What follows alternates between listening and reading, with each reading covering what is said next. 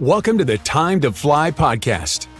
It's time to give your business wings and take flight to achieve more impact, influence, and income with unique perspectives, tools, and tips from successful entrepreneurs and business professionals to help your business fly. Here to educate, encourage, and entertain you with their own unique perspectives and experience, plus sharing anecdotes of growing up as cowgirls.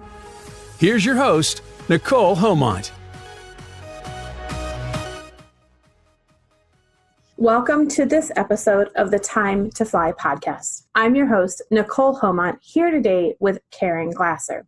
Caren has invested the past 40 plus years of being of service to the community by sharing her gift of song and media. She was produced by Rhino Records and has 8 CDs in her portfolio and has performed at Carnegie Hall. The author of 4 books, she is the live stream host of an influential web TV show, the founder of the Little White Lie digital network, and the COO of a hemp company. Thank you so much for joining us on the podcast today, Caren. I can't wait for our listeners to hear more about your background and how you have journeyed from being a recording artist to a COO and everything else in between. Can you fill us in a little bit about your history? Well, when people ask me about where I've been and how I got to where I am right now, it's kind of an interesting journey because back in the day when I was much, much younger, I ended up being a rock and roll children's artist and was with Rhino Records. And I went all across the country for many, many years singing songs where kids went. So, of course, I was doing, my shows in the mall and at the zoo and all the places that kids went to. And it culminated in a concert at Carnegie Hall. And I don't really think I understood how cool that was until I got a little bit older. And when people would see that in my bio, they'd say, "Oh my gosh, you sang at Carnegie Hall?" And it was like, oh, I guess that's a big thing. I don't know. But it was kind of cool. It was kind of fun. But soon after that, I actually went into another field. I became a clergywoman of the Jewish faith. I became a cantor, and I had a synagogue for 16 years. And then that morphed into something else, and I became an event producer and did over 20 events in 2012, hip-hopping across the country, doing events and helping business owners, meeting them where they're at, basically. And then fast forward, here I am, doing my Little White Lie. I know we're going to talk a little bit about that and becoming the COO of a CBD company, which if somebody had told me that when I was 20, that's what I would be doing when I was 62, I would have thought that they were crap, literally. So that's the journey all over the place. So from kids rock and roll to a clergy woman to Little White Lies and a COO of the CBD company. So I think the message is don't limit yourself to what you think is supposed to be what you're going to do next. Be open to the possibilities and then just see what arrives. I love that. Be open to the possibilities. So with all of the stuff that you have going on, because you have multiple things going on right now, what is one productivity tool or app that you use? Well, I know I told you that you were going to laugh when you heard about it because I am like the queen of apps. I'm known as the digital diva. And that is because everything that I do is an app. So my favorite product is my cell phone. And the reason why it's my mobile device is because I can live stream from there. I can run all my businesses from there if I'm using a project management software or if I'm using a way to get people to make an appointment with me. I use an app for that. My phone looks like an app explosion. And so my favorite app is my phone because I run my business that way. And I would be lost without my phone. I love having a location-independent business. Tell us a little bit more about the genesis of your Little White Lie network. Oh my gosh, yes. I turned 60 a couple of years ago, so I'll be 63 this year. And I had been sitting in front of a camera doing live streams since the early 90s, talking about being authentic and showing up as your real self. And I did show after show after show on that subject. And one day I looked in the mirror and I realized, oh my gosh, I am the least authentic person I know. I had been coloring my hair since I was 30. And I did that because my mom is 100% white. She's now 83 years old and gorgeous, gorgeous, gorgeous. But at 30 years old, the last thing you want to do is have your hair grow in white because the job market doesn't allow for that. At least at that time it didn't. And so I did what a lot of people do. When the gray starts coming in, I started coloring my hair. My hair grows about an inch every month. And so I was in the hairdresser every 3 weeks because I kept having the white grow out. And I mean white, the white grow out. And I thought, I'm not going to do this. And so at 60, I looked in the mirror and said, oh my gosh, I'm not authentic. So I decided to let my hair go white, and I decided to do it on camera. And I started a new show called The Little White Lie.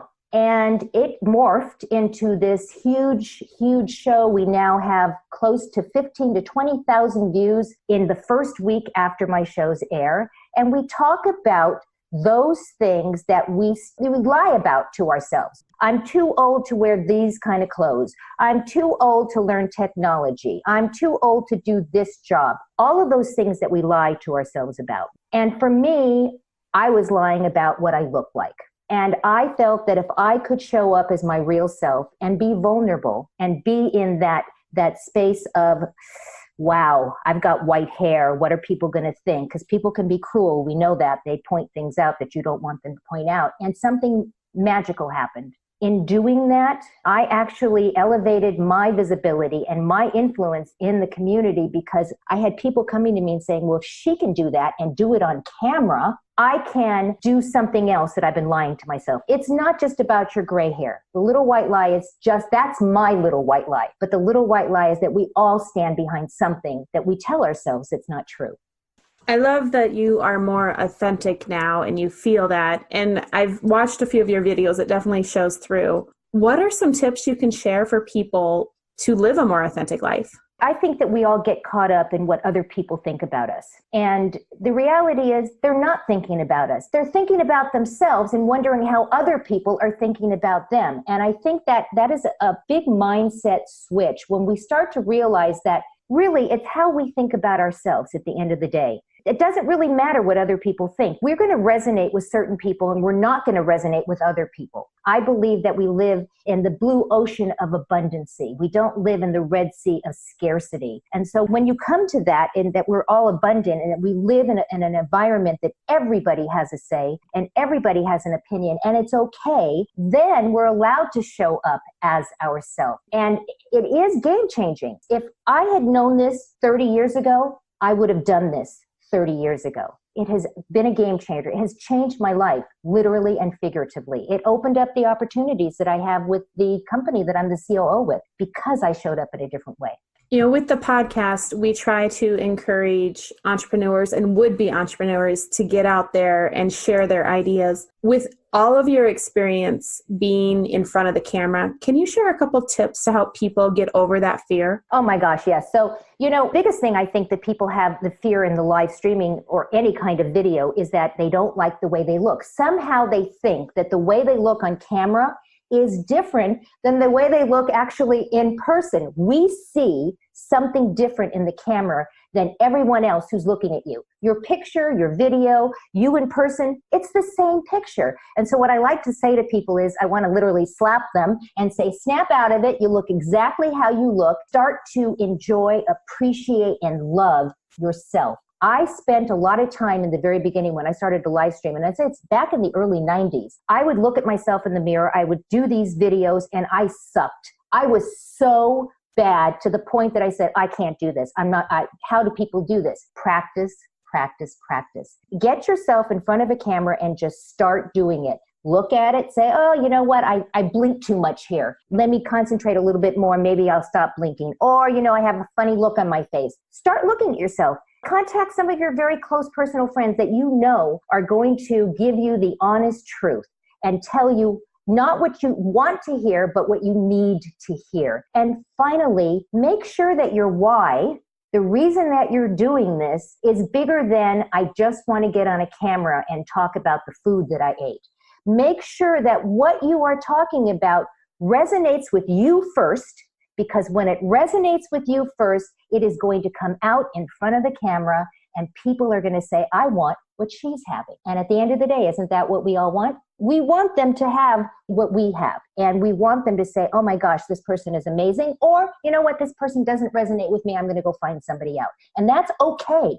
That's okay. I agree with you. It's okay. Not everybody's going to like me. Like I tell people, I'm not everybody's cup of tea, but you know what? I prefer whiskey anyway.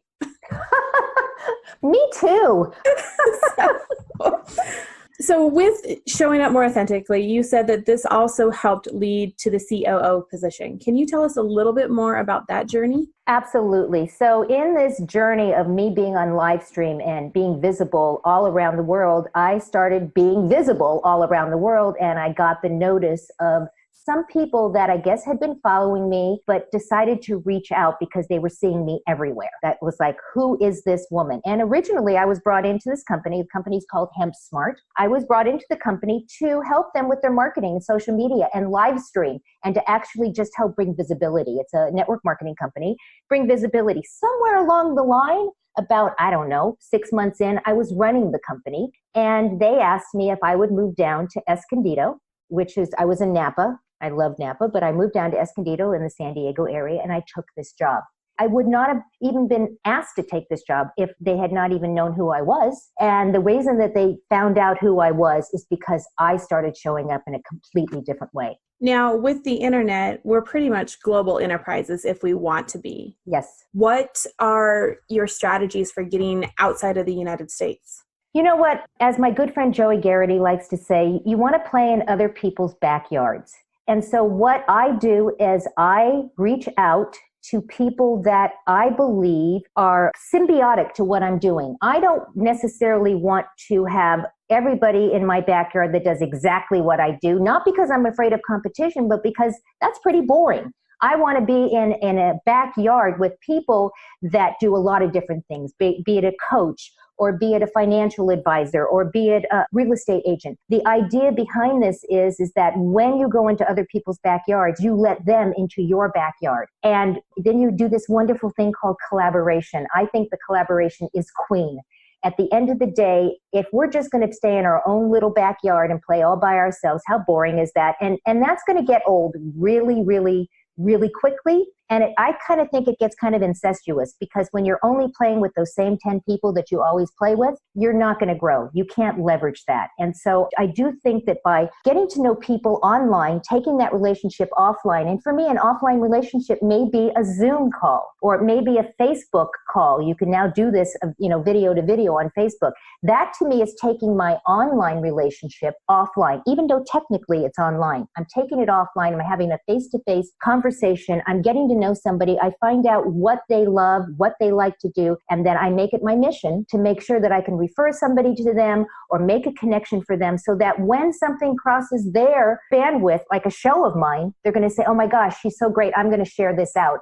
And I don't even have to ask them to do it, because I've already showed up and served first. I love that. Actually, episode 31 of the podcast, I talked about building community online and offline. Right. And I said, get on a Zoom call, get on a Facebook call, maybe even pick up the real phone. Maybe. And talk to people. It's not a 10-pound brick. It really isn't. It really isn't. And I think that the online world has kind of warped our way of how we communicate and how we get to know people and how we network. Back in the day, you would network, you'd go to a Chamber of Commerce event, or you would go to a BNI or a meeting where you met other people. That's how you network. You didn't do this online. I mean, what does that even mean? Fast forward, I can't even imagine doing what I'm doing now around the world if I couldn't do this online. I wouldn't be able to. And so it opens all sorts of doors. We're going to go ahead and take a quick commercial break now. And when we get back, we'll visit with Caren Glasser some more about collaboration and the super boomer lifestyle. This episode is sponsored by Shield Bar Marketing, saving service-based businesses time, money, and frustration. More than just a designer, but a partner helping you develop a consistent online and offline strategy. We're back. Thank you for joining us again, Caren, and to our listeners. Before, we talked about collaboration. Now you have the super boomer lifestyle. Yes. Who is your market there? Who do you collaborate with on that? So from the little white lie kind of morphed into the super boomer lifestyle. One of the things that we do as business owners, as you know, you talk about your avatar. Who is that person that is interested in what you are talking about, you're selling, whatever it is that you're doing? And as we started to create this avatar, we realized that the viewers that were watching the show, and we could tell by the analytics, we could actually see in the analytics that my viewership was 45 and older. And that's kind of the super boomer age, or the boomer age, as the case may be, when we think about boomer, babies. And from that, we morphed into super boomer. And I say we because my collaboration partner is Joey Garrity, and the two of us decided that when we moved into this next step, this next part of our journey, that we were going to get very, very concentrated and focused on who is the super boomer, who are examples of super boomer, and what do super boomers want? What do they talk about?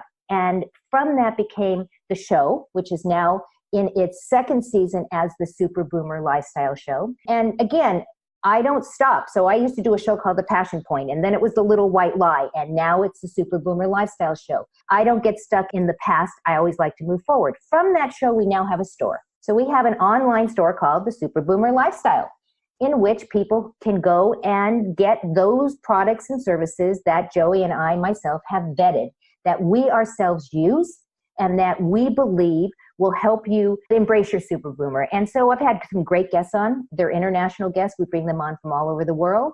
And we talk about what makes a super boomer, and how you too can be a super boomer. Well, that sounds like a very interesting collaboration. How did that come about? Like, where did you guys initially find this and discuss about it? So several years ago, I attended an event that Joey put on in the San Francisco Bay Area. And that was the first time that I met her. And I was intrigued by what she was doing. I knew her background. She'd come from Hollywood, as do I. And we kind of got to know each other. But a year later, when we got together again and I went to a second event from her, I invited her to join me down at the Women's Conference, which was in Orange County that year. And that was a couple of years ago. And she came down and I was doing my thing. I was live streaming. So I was walking up and down this huge conference live streaming, and I was pulling her with me and I was saying, you really should be doing this. You should be live streaming too. And she took the challenge and the two of us started to live stream together. And that was the beginning of us starting to do some projects together. And every time we would get together, we would go out and we would live stream together, and we talk about topics. We would talk about collaboration. We would talk about women rising together when they work together and the importance of that. And it just kind of snowballed into this big thing that we're doing now with the show and with the store. So, being open to the opportunities. I think we were just open to the opportunities of being able to work together. Let's talk a little bit more about reinventing yourself. You definitely have had a lot of different career paths throughout your life. What are some of your tips for women and men who want to get out of the rut that they're in? I think the first thing is to figure out what you're passionate about. If you are not liking your job, if you wake up every single morning dreading going to work, or if you're an entrepreneur and you're sitting in your home doing your thing all day long and you're not around people and you're thinking to yourself, you know what, maybe I'm not cut out to be an entrepreneur, I encourage everyone to discover their passion. There are things that you love to do. I don't think that every single thing that you love to do can become a job, but there are components in things that we love to do that will incorporate our skill set, that allows us to do something that encompasses the passion, but allows us to use our skill set to do something. And that's what I did. So as a cantor, I'm a singer. And that's what a cantor does. I sing, but I'm also an organizational freak, and that's my skill set. And I ended up, running the synagogue as well, but it was because of the skill set. And when I left there, instead of saying, gee, I have to go find another cantorial position, that's not what I look for. I looked at my skills and I looked at the things that I was really good at. And I figured out that what I really liked was to be with people. And when I'm with people and I'm a good organizer, maybe what I should be doing is gathering those people together, use my organizational skills, and put on events. And that's what I did. So remember what your passion is. Try to morph it with what your skill sets are, because your skills can be used in lots of different things, not just one thing. Your skills can be used in a lot of different things. And you're going to come up with something. And then take a look and research what other people are doing in your passion, and see if they resonate with you. And maybe there's a way to piggyback on that to add a benefit to what other people are doing. You can create an entire other industry just by doing that, and then reach out to them. Those are some great tips there. One other question. With everything you do and everything entrepreneurs do, everybody works so hard, and it's, a lot of the times it's nose to the grindstone and you don't look up and take care of yourself. What do you do for self-care? What are your goals and aspirations there? So I meditate. every morning, sometimes longer than others, because depending on what's going on in my life, I may actually meditate for an hour and a half, believe it or not. I'll sit there in complete silence with either guided meditation. I also do something called the Miracle Morning, which is written by Hal Elrod, amazing author. And I've interviewed him before, and I just love his whole idea of that you start in the beginning in the morning and you create your day. I'm one of those people that wakes up at 3:30 in the morning. Can't help it, wish I didn't, but I am. I'm bright and bushy-tailed at 3:30 in the morning, and so I get up and I actually do the Miracle Morning, I meditate, and that provides balance. As much as you can have balance when you're an entrepreneur and crazy things are going on in your life, that provides me the balance to be able to remember when things get crazy, breathe, focus on the breath, and do those things that help me in the morning. I will tap into them in the middle of the day. Thank you so much for sharing that, Caren. Anything else you want to share with our listeners? I want to share the one guiding principle that I literally lead my life with, and that is every decision that I make goes into this filter. What is the worst case scenario that can happen if things don't go the way I wanted them to go? What's the worst thing that can happen? And then I ask myself this question: if the worst happens, can I live with it? If I can't live with it, I do not go down that road. If I can live with it, it tells me I'm going to go do that. And I'm going to do it 150%. And so far, that has guided me since the moment I started working at 15 years old to becoming 63 this year, is to continue to go into new opportunities, because each one of those things I have put through the filter. Can I live with the worst case scenario? I love that. I use, will this matter to me in 5 minutes, 5 months, 5 years type of philosophy on a lot of that. Yeah. And I'm definitely, before marriage, I was a jump first and assemble parachute on the way down. Now I probably have it assembled a quarter of the way and then I jump. Well, there's that whole mindset of say yes and figure it out later, right? I think that for those of us who are maybe considered overachievers and we will figure it out, that works for us. But I do believe there are a lot of people out there that probably hear that and go, there is no way I'm going to do that. And that is because that worst case scenario for them, I believe, is it's going to crash and burn and it's going to affect them personally, and they're not willing to do that. And I get that. I totally get that.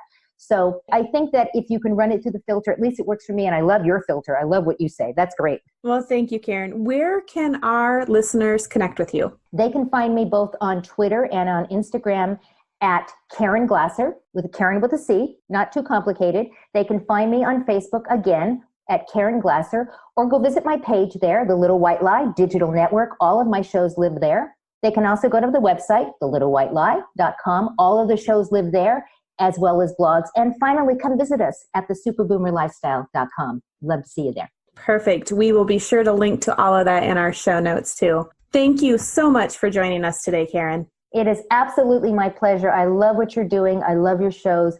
Much success moving forward. Thank you. And be sure to tune in to the next show of the Time to Fly podcast. A big thank you to this episode's sponsor, Shield Bar Marketing. Be sure to visit shieldbar.com for all your marketing needs. Join our fly. Stay informed of all things Time to Fly by subscribing to our newsletter at timetoflypodcast.com. And be sure to tune in to our next show.